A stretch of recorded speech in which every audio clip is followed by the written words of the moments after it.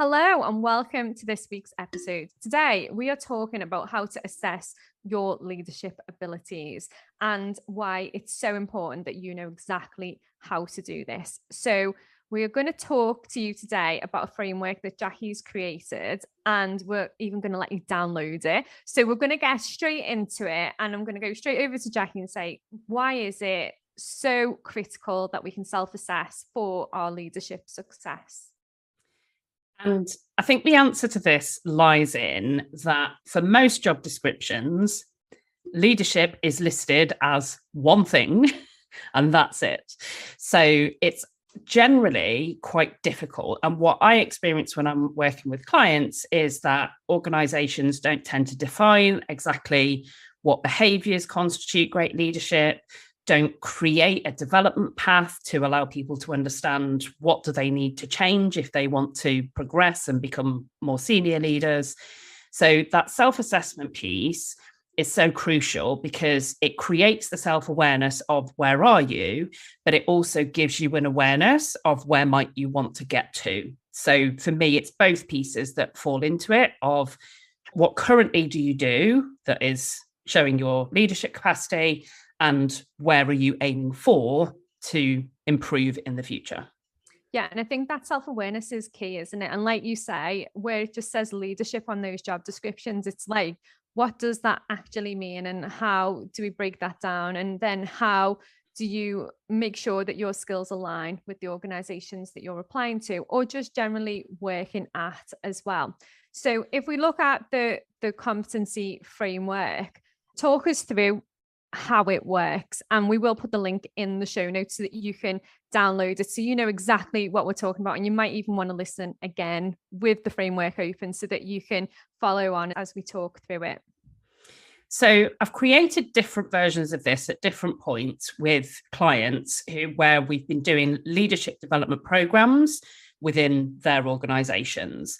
And the aim was always to take this kind of nebulous concept of leadership and to break it down and look at behavioral indicators that help somebody with that process of self-awareness and self-assessment and understanding to understand those levels of what are the different behaviors that people can display.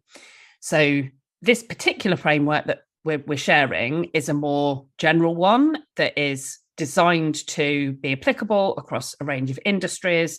And also it has different levels on there to allow people to think about almost the sequential progression of how do you display more of that particular type of leadership behavior. And it came about from a conversation with somebody who was in an organization where there was quite a development path to get to head of level. And they didn't want to leave the organization. They wanted to stay where they were and progress into a director level. But the organization didn't have anything to allow them to really understand how can I demonstrate that I've met the requirements of being at a director level. Within the framework, we've got different dimensions of leadership. So they're grouped under leading yourself. So within that, you've got the competency areas of emotional intelligence, leadership, brand and reputation, and self-development and learning agility. Then you've got leading others, which is team leadership, peer influence and collaboration, and leading up. So leading down, leading across, and leading up, sitting within leading others. And then you've got leading the business. So this is vision and strategy, commercial acumen, change leadership, and also innovation and adaptability.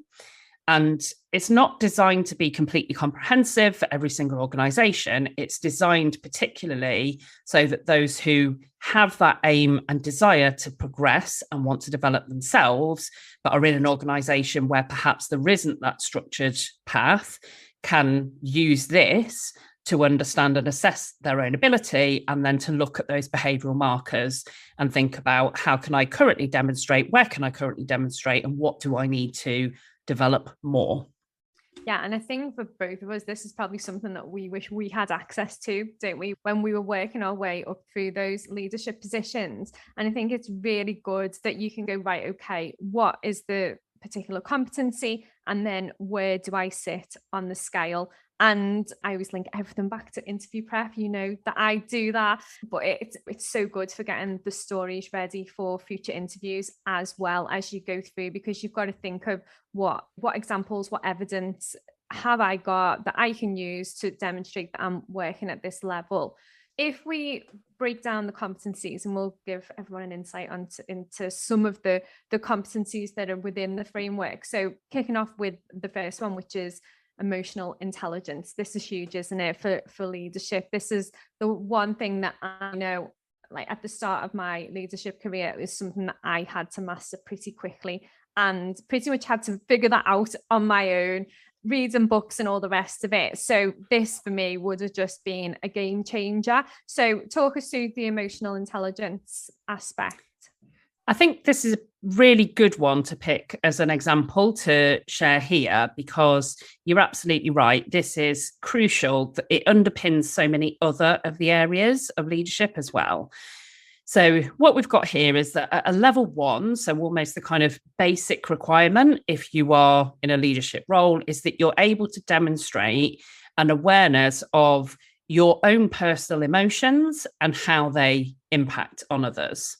So this is having that awareness and understanding of how do my behaviors, my reactions, my responses that come about because of how I'm feeling. So for example, if I'm feeling really good, if I'm feeling frustrated, if I'm feeling anxious, how does that impact me? But also then how does that impact others?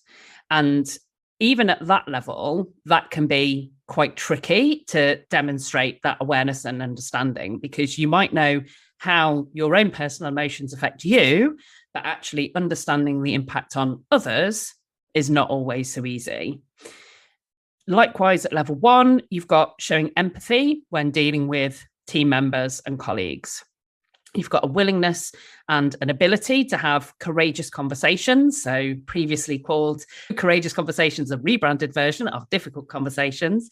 And again, that is for a mindset reason, that actually thinking of something as a difficult conversation is often not that helpful and can create some of that combat. So the thought of having a courageous conversation is the idea of it's a conversation that needs to be had, but maybe needs some consideration because it can otherwise provoke emotion. So how willing and able are you to have those types of conversations and to manage them and to have them promptly when they're needed? And then also within that is your listening skills. And this is something that is often under prioritized. So often in leadership, communication skills is thought of much more in terms of things like presentation skills, in terms of expressing yourself, in terms of storytelling is become quite important as well. Listening skills, I think, have been under prioritized in terms of that as a leadership skill. Those sit at the entry level, if you like. So until you've got those mastered, then you don't go on to the next level. And with the levels, it's interesting, isn't it? Because you can be at different levels, even though you can be in a senior leadership position, but you can actually be at different levels, can't you, within that as well, which is really interesting, because a lot of the time we think we've got to this level, so now we should be behaving in this way. We should be able to demonstrate these particular skills or whatever it is. But actually, we're probably at different stages of that framework, aren't we, depending on where we're at and the experiences that we've had to that point. And when I discuss this framework with people, often the things that they find most challenging are the things where they perhaps haven't had a role model. So it's not unusual for people to identify, okay, for example, with those types of conversations, if I've never been shown or I've never really understood how to have those conversations in the right way, or the conversations that have been had with me are examples of things that I wouldn't want to replicate, but I don't necessarily know how to do that instead. I know what not to do, but that doesn't automatically mean I know what to do. So this is where these things you can be different indicators within the same competency, within that emotional intelligence competency. It could be, for example, that you might be really strong on cultivating and shaping a really inclusive work environment, and that's really important to you, and that would be more aligned with level 3. But you could also still struggle with that particular one around having prompt conversations that feel awkward or difficult for you. Yeah, and that is where I think that self-awareness then becomes a bigger thing, because once you become aware of your limitations and of the things that you need to work on, that starts to makes things easier for you, because then you can go, okay, where can I get this support? And 9 times out of 10, it's not going to be your manager that is going to give you that support. You're going to be looking for that support from somewhere. And once you know that you need that support, then you can start looking at where will provide me with this support. How can I learn these additional skills or whatever it is? And you can create that almost that personal development plan for yourself, so that you are growing all of the time and that you're super aware of the things that you need to build on. And any opportunity that you get, you can then take that opportunity to practice those things and start to really improve and enhance those skills. I think what makes it hard sometimes is that people don't want to self-assess because they want to feel like they're already doing a good job. And what this framework does is almost takes away, you're supposed to be at this level in this role, or you're supposed to be at this level in this role, and just starts to give that scope of, okay, so here's some things, here's some markers to aim for. And then once you've got those under your belt, then here's the next things that you could start to try and demonstrate, and then the things beyond that. So for each area, it breaks it into 3, but precisely because it's not aligned and because you're not being judged on it and it's not an appraisal document, you can use that to create self-awareness, but without judging yourself for what you're not. And I think it's that bit that can make it quite awkward in an appraisal or that type of environment. You feel the need to evidence what you've got and to prove that you hit that certain marker. With this, it's a tool for your own reflection and for your own understanding, and for you to set, this is where I think I'll gain most benefit, whether that's from career progression, we use it in the careers work that we do, as well as in leadership development work. So it's very much that opportunity for you to understand, okay, I've got examples of these.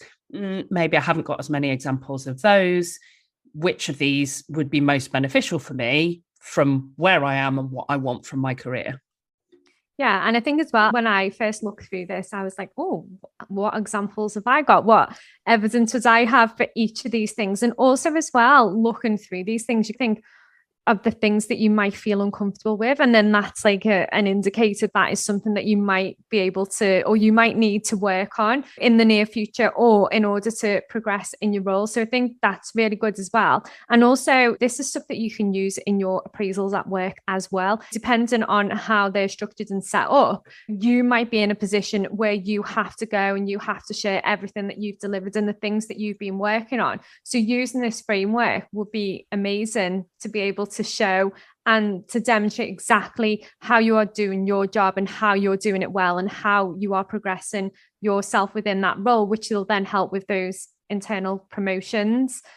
And I think there's obviously like 10 different competencies on here, so we're not going to cover them all, but should we cover one more just to give people a flavor of what it is? And then obviously you can go and download this so you've got access to all of it. And if you go through this and you think that you do need some additional support, or you've got questions around it, then you are always welcome to come into the Career Club and you can ask any questions there and get some support in there as well. So let's look at vision and strategy, because strategy is one that is like such a hot topic, isn't it, for all leadership roles? And we hear it so often. You've got to be more strategic, and there's so much stuff around strategy generally. So if we look at vision and strategy from the perspective of the business, so talk us through that competency.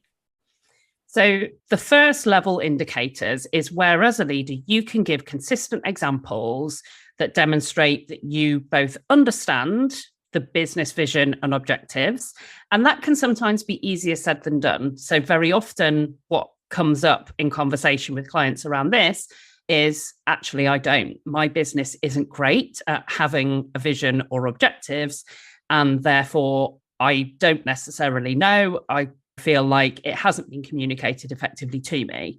So it's then thinking about, okay, so what do you need to know in order to do your leadership role effectively? And how might you be able to gain more clarity? So that can be something that comes out of this. Equally, it can be that case of, okay, then from that, how can I communicate and consistently reinforce a clear vision to my team? And that is easier if you've got the overarching business vision and objectives. But even without it, you can still be somebody who sets a direction and ensures that your team do have some clarity, because you can create that for your own team. Then beyond that, you get to a stage of being somebody who is able to develop a clear strategy for your own department or functional area that is aligned to that business vision and strategy. So this is at the type of leadership level where that expectation is on your shoulders, not just to take what is handed over to you or what is communicated to you and to run with that, but to actually take the overarching vision and be the person to create your own functional or departmental strategy. And likewise, to ensure that people within that team or function understand their contribution and understand how their contribution is valued and how their contribution makes a difference. Because it's one thing telling people or explaining to people what you need them to do, but from an engagement perspective, it's also about how do you start to really encourage people to feel that their contribution is meaningful. So it's not just about setting it and communicating it, it's also about how do you encourage people to be engaged with it as well. And then beyond that, then you get to the sort of level where you're looking at how you can shape the overall company strategy and how you can integrate departmental strategies with a company vision. So depending upon what size of business, you may never need to be somebody who shapes an overall business strategy. If you're in a big corporate business, then you may not get to that particular level. But if you're in a mid-sized business, you could get to that level relatively quickly. And that might be really important, because I was on a senior leadership team before I hit 30. So for people that are in that situation in smaller businesses, then you do have to really adopt that business view relatively early in your career. Whereas if you're in a much bigger business, then you might be much more focused on that piece of ensuring that people feel a meaningful contribution to your functional or departmental strategy. Yeah, and I absolutely love that part. That's why I asked you about that one, because that is one of my favorite ones, because I do think that makes a lot of difference when you're leading a team, when you can articulate that vision and you can link the strategies together. That makes a real difference. And I always feel like that's where you can really demonstrate that you are ready to take that next step up, because you've got that understanding and that knowledge and how it all fits together, and you're able to articulate how those contributions make a difference. So I always really like that one, because I think if you can nail that one down, obviously there's 10 of them, but that is one of my favorite ones. So in terms of this framework, how often would you say, so once people have gone through it, how often would you say they need to revisit it? Is it something that you look at all of the time, or is it a one-off exercise? Like, how would you say it works? I think there's a number of different ways that people can use this. So the way that I would encourage people to use it, especially in the relatively early stages, is to use it as a bit of a working document. So to download it, read through, and to start to think about what examples have you got for each of the different competency areas that identify, do you think that you are currently mostly at level 1 or level 2 or level 3? And then to think about, okay, and if I want to focus my development, what's going to be important to me? So as an example, if you were in a bigger company and wanted to move to a more senior role in a smaller business, it might be some of those aspects of the more kind of business-wide things that we were just talking about under vision and strategy. That might be really important because you haven't had to do that and you might not necessarily get exposure to that. Equally, it could be, for example, that you want to be able to move into a more specialized role. And it might be that you don't really have the kind of peer collaboration networks established that allow you to be afforded those types of opportunities.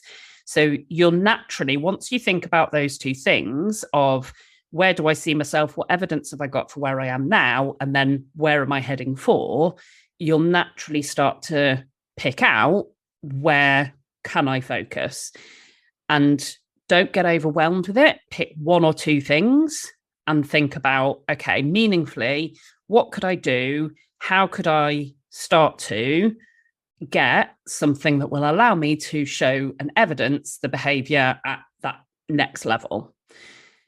And that's where I think it then becomes that working document. Because if you just pack it away for 6 or 12 months and then come back to it, what you'll probably find is that you haven't been intentional about the things that you've done in between, and you haven't necessarily made meaningful progression that's aligned to your career goals.